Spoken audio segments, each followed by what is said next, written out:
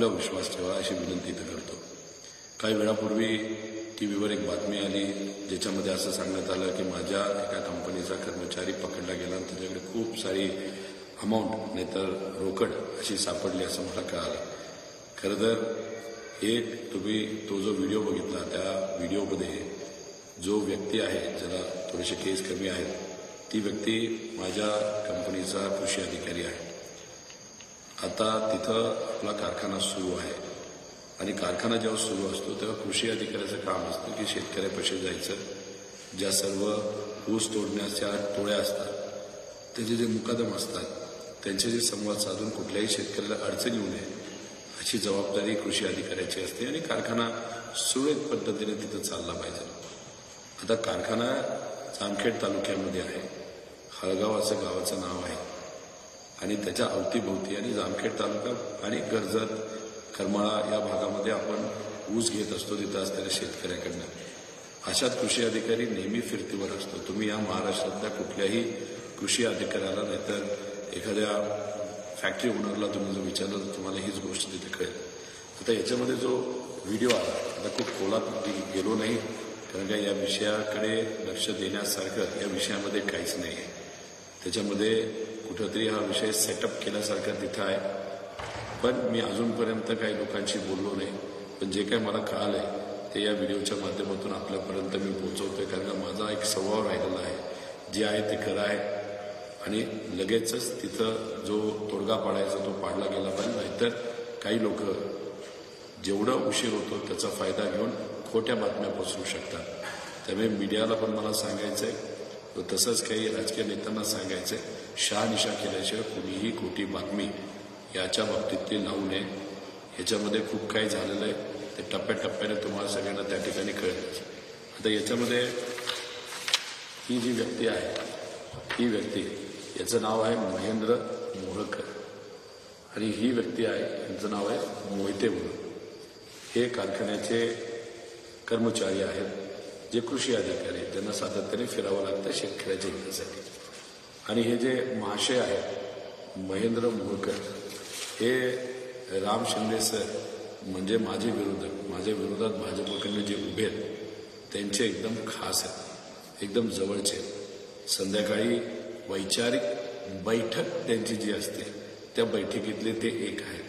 आता ही व्यक्ती कोण आहे तर महेंद्र मोहळकर अशी एक व्यक्ती आहे. खूप मोठे पराक्रम आहेत त्यांच्या नावावर.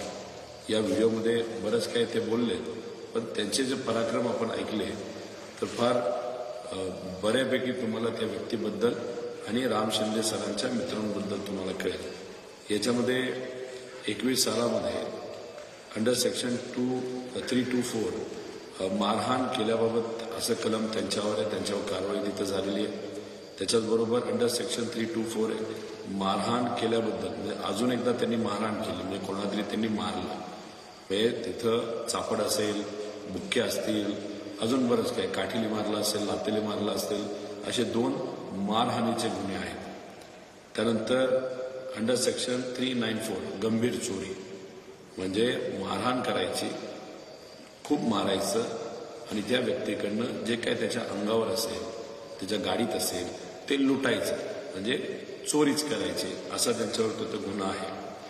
त्याच्यानंतर अंडर सेक्शन 326 म्हणजे ह्याच्यात गंभीर दुखापत म्हणजे ह्याच्या पुढचा गुन्हा कुठला असतो तर 307 आणि ह्याच्यात त्याच्या पुढे म्हणजे मर्डर. ह्याच्यामध्ये 21 मध्ये 326चा गंभीर दुखापतीचा गुन्हा त्यांच्यावर दाखल आहे. त्यांच्यावर अट्रॉसिटी सुद्धा दाखल आहे. त्याच्याचबरोबर 24 मध्ये आर्म्स ऍक्टच्या अंतर्गत सेक्शन 3257 बेकायदेशीरपणे हत्यार बाळगण्याबाबत असा त्यांचा गुन्हा आहे. म्हणजे किती महापराक्रमी हा व्यक्ती आहे. त्याच्याचबरोबर अजून काही केसेस आहेत त्याच्यामध्ये 307ची पण केस आहे. असे 2 307च्या केस दाखल आहेत. त्याच्याचबरोबर एका व्यक्तीच्या घरी जाऊन हल्ला केला आणि हल्ला केल्यामुळे त्यांच्यावर तिथं गुन्हा दाखल झालेला आहे. तडीपार झाले होते हे महाशय इलेक्शनच्या ऐन तोंडावर म्हणजे 3 महिन्यापूर्वी त्यांना तिथं ते नाशिकवरून त्यांचं तडीपार ते कॅन्सल झालं. आता 3 महिन्यापूर्वी सत्ता कुठं कोणाची होती या महाराष्ट्रामध्ये? भाजपची, महायुतीची. इलेक्शनच्या तोंडावर या व्यक्तीला आणि असे अनेक आहेत जे तडीपार आहेत, ज्यांच्यावर मुका आहे, जे मर्डर केलेले आहेत, असे बरेच लोक कर्जत जामखेडमध्ये आज भाजपचा प्रचार करतात. त्यातले हे एक महाशय, यांना तडीपार केलं होतं, पण भाजपच्या सरकारमध्ये ते तडीपार कॅन्सल केलं आणि हे महाशय आता कुठे? तर हे महाशय आज इथं माझ्या मतदारसंघामध्ये राम शिंदे सरांचा प्रचार आणि केक खात आहेत, अशी ही परिस्थिती आहे. आता या व्यक्तीची एक खासियत आहे की दबाव तंत्र. मग समजा एखादी गाडी असेल, त्या गाडीमध्ये मुद्दामून काहीतरी ठेवायचं, पैसे ठेवायचे, पुड्या ठेवायच्या, नाही तर अजून काही वेगळ्या गोष्टी ठेवायच्या, आणि ज्या व्यक्तीची ती गाडी आहे, त्या मालकीची गाडी आहे, त्या मालकावर कुठेतरी केस करण्याचा नाही तर धमकी द्यायचं असं त्यांचं कार्य आहे. त्यामुळे एकतर जे मोहिते आहेत त्यांच्याकडे कुठलीही मोठी रोकड तिथं सापडलेली नाही. त्याच्यावर पोलीस तर त्याच्यामध्ये शहानिशा करतच आहे. पण झालं असं, जे आम्हाला कळते लोकांकडनं, महेंद्र मोळकर आणि त्यांना साथीदार बरेच होते आणि काही मोठे लोक होते, ते तिथून निघून गेले. त्यांनी जे आम्हाला कळलेलं आहे, त्यांनी यांच्यावर प्रेशर आणलं. तुम्ही जर बघितलं तर मोहितेंचे कपडे फाडले. जर प्रेमाने तुम्ही समजून सांगितलं असेल, त्यांना बाजूला केलं असेल आणि मग त्या पद्धतीने पोलिसांपर्यंत त्यांना नेलं असेल तर कपडे फाडायचं काही कारण नव्हतं. आम्हाला जे लोकांकडनं कळालेलं आहे, त्यांना मारहाण झाली होती, त्यांच्यावर प्रेशर केलं होतं, त्यांना कोणाची ती नावं घेण्यासाठी सांगितलं होतं, त्यांना अजून काहीतरी एखाद्या कागदावर लिहिण्यासाठी सुद्धा तिथं सांगितलं होतं. तर ते काय लिहिलंय, कसं लिहिलंय, अजूनपर्यंत मोहितेंचं आणि आमचं तिथं चर्चा झाली नाही. तर मला या व्हिडिओच्या मदतीने एवढंच आपल्या सर्वांना सांगायचं आहे की या मतदारसंघामध्ये आम्ही एका बलाढ्य शक्तीच्या विरोधात लढत आहोत, म्हणजे भाजपच्या विरोधात लढत आहोत. त्याच्याचबरोबर त्यांचा प्रचार करणारे सर्व गुंड लोक तिथं आहेत आणि मोठी मोठी गुंड लोक आहेत. माझ्या मतदारसंघामध्ये असणाऱ्या सामान्य लोकांना प्रश्न पडलाय, ही गुंडागर्दी अशीच जर वाढत गेली तर उद्या जाऊन त्यांच्या घरामध्ये मुली आहेत, ज्या शाळेत जातात, कॉलेजमध्ये जातात, आज बिनधास्त जाऊ शकतात. मैत्रिणीच्या घरी जर एखाद्या मुलीला जायचं असेल तर आई आणि वडिलांना टेन्शन नसतं. 5 वर्षामध्ये बऱ्यापैकी आपण शिस्त या मतदारसंघामध्ये आणलेली आहे. हे गुंड प्रवृत्तीच्या लोकांना बाहेर ठेवलं होतं. पण गेल्या 2-3 महिन्यामध्ये असे जे काही मोका असतील, नाहीतर तडीपार झालेले जे गुंड आहेत, त्यांना कॅन्सल करून त्यांना मतदारसंघामध्ये आता आणले. आता त्याच आई वडिलांना टेन्शन आहे. एखादी मुलगी म्हणते मैत्रिणीकडे जायचं तरी टेन्शन वाटतं की मध्ये कोणी तिला त्रास देईल का, स्कूलमध्ये जायचंय, बस स्टँडवर जायचंय, कॉलेजमध्ये जायचंय. तर अशा सर्व लोकांना आता भीती वाटायला लागली. आमच्या काही पदाधिकाऱ्यांना, कार्यकर्त्यांना धमक्या देऊन प्रवेश केला जातो, धमक्या देऊन घरी बसवलं जातं. आता उद्या आम्ही सर्वजण इलेक्शन लढणार आहोत. बूथचे कार्यकर्ते आमच्या सर्वांसाठी महत्वाचे आहेत. आता मी स्वतः खरं तर माझं घर कर्जतला आहे, कारखाना जामखेडला आहे, पण उद्या जाऊन एका कार्यकर्त्याच्या घरी नानजला मी तिथं थांबणार आहे. शेवटी कार्यकर्ता म्हणून, पदाधिकारी म्हणून आपल्या इतर कार्यकर्त्यांना पाठबळ देण्याची जबाबदारी आमच्या सगळ्यांची असते. ती जबाबदारी मी माझ्या खांद्यावर घेत माझ्या कार्यकर्त्यांबरोबर तिथं आहे. त्यामुळे सर्व कार्यकर्त्यांना मला सांगायचं निश्चिंत राहावा, पण मतदारांना सांगायचे गुन्ह्याचं ऐकू नका. आणि अशा पद्धतीने ज्या प्लांट केलेल्या गोष्टी असतात, अशा पद्धतीने दडपशाही करून, मारहाण करून, धमकी देऊन काही गोष्टी काही व्यक्तींकडनं करून घेतल्या जातात आणि दाखवताना त्या फार वेगळ्या पद्धतीने दाखवल्या जातात. तर ह्या सगळ्या गोष्टींकडे आता आपल्याला लक्ष द्यावं लागतंय, शहानिशा करावी लागेल. हे माझ्या मतदारसंघामध्ये चालू आहे, पण तुमच्या मतदारसंघामध्ये चालू असेल, नाही तर कुठेही चालू असेल, माझ्या मतदारसंघापासून महाराष्ट्रातल्या सर्व मतदारसंघातल्या असणाऱ्या स्वाभिमानी नागरिकांना मला विनंती करायची, कृपा करून दडपशाही, गुंडागर्दी याच्या आहारी जाऊ नका, ह्याला घाबरू नका. मतदान तुम्हाला करायचंय. मतदान करून एका योग्य व्यक्तीला तिथं निवडून द्यायचंय. बूथ जर कोणी ताब्यात घेत असेल तर लगेचच्या लगेच अधिकाऱ्यांना सांगा, व्हिडिओज काढा, व्हिडिओज आमच्यापर्यंत पाठवा, नाही तर तुमच्या नेत्यांपर्यंत पाठवा, इलेक्शन कमिशनकडे पाठवा, पोलीसकडे पाठवा. तुम्हाला जर काही वाटलं की एखादी चुकीची गोष्ट चालली आहे तर लगेच पोलिसला तुम्ही फोटो काढून ईमेल करा, नाही तर फोन करा. आणि फोन करून तुझं रेकॉर्डिंग पण ठेवा, म्हणजे उद्या जाऊन पोलीस असं नको म्हणायला की बाबांनो असं कुठं काही घडलं नव्हतं. त्याच्याबरोबर मला पोलीस प्रशासनाला विनंती करायची, तुम्हाला बरीच पत्र लिहिलेली आहेत, तुम्हाला इंटिमेशन दिलेलं आहे, तुम्हाला संवेदनशील बूथ कुठले आहेत हेही माझ्या मतदारसंघातलं सांगितलेलं आहे. कशा पद्धतीने माझ्या काही कार्यकर्त्यांच्या गाड्या जाळल्या गेल्या, प्रेशर आणलं गेलं, दबावतंत्र केलं गेलं.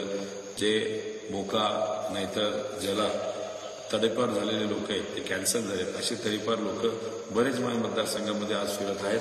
त्यामुळे या बाबतीतली सगळी माहिती मी पोलिसांना दिलेली, प्रशासनाला दिलेली. उद्या माझ्या कार्यकर्त्याला, माझ्या पदाधिकाऱ्याला, माझ्या कुठल्याही नागरिकाला नाही तर मला जर काही झालं, प्रशासनच पूर्णपणे त्याला जबाबदार असतील. आणि याच्यामध्ये राजकारण असेल तर जे राजकीय लोक असतील ते सुद्धा जबाबदार असतील.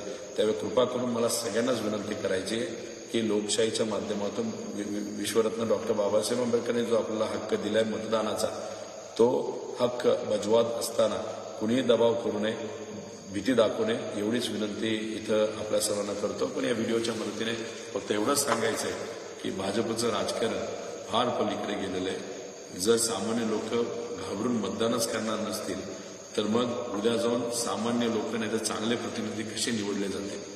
आता इथे चर्चा होत असताना एकदम जी काही अमाऊंट आहे ती फार लहान अमाऊंट आहे आणि ती लहान अमाऊंट असली तरी त्यात बऱ्यापैकी मॅनिप्युलेशन झालेलं आहे. बऱ्याच काही गोष्टी झालेल्या आहेत, पेपरवर काही गोष्टी लिहून घेतलेल्या आहेत दबावतंत्रातून आणि बरंच काय. तर ह्या सगळ्या गोष्टी असताना पण महाराष्ट्रामध्ये इतर ठिकाणी जे मोठे भाजपचे नेते आहेत ते सुद्धा आपल्याला फार व्हिडिओवर तिथं दिसत आहेत, ते काय पराक्रम तिथं करत आहेत. त्यामुळे कुठेही दिशाभूल होऊ नये याची दक्षता मीडियाने सुद्धा घ्यावी आणि सर्व राजकीय नेत्यांनी तिथं घ्यावी.